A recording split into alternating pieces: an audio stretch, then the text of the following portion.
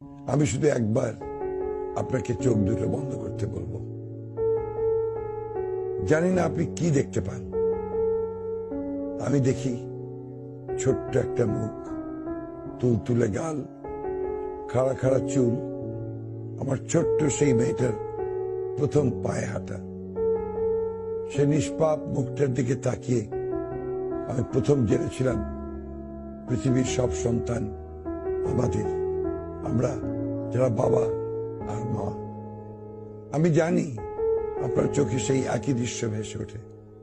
মনটাকে একবার জিজ্ঞেস করুন শুধু, আপনি কি দেখতে চান যে এই ফুটফুটে শিশুটা বড় হয়ে প্রশ্ন ফাঁস করা পরীক্ষায় নকল করছে? কিংবা আপনার সারা জীবনের সঞ্চয় লুট করে কোনো বাজিকর তার ছুটি কাটানোর বাড়ি কিনছে কানাডায়? কিংবা আপনার 14 বছরের ছেলে পালিয়ে বেড়াচ্ছে কেননা সাদা পোশাকের কেউ তাকে উঠিয়ে নিয়ে যাবে যে কোনো সময়?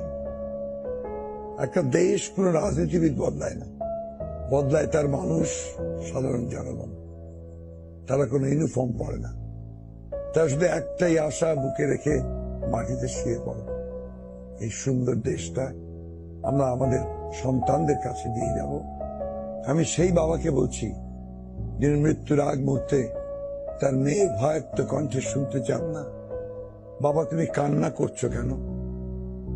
আমি সেই মাকে বলছি যে তার 5 বছরের মেয়েকে বলতে পারছেন না যে তার বাবা আর কোনোদিনও ফিরে আসবে না। মেয়েটার বাবার লাশ আজও পর্যন্ত পাওয়া যায়নি।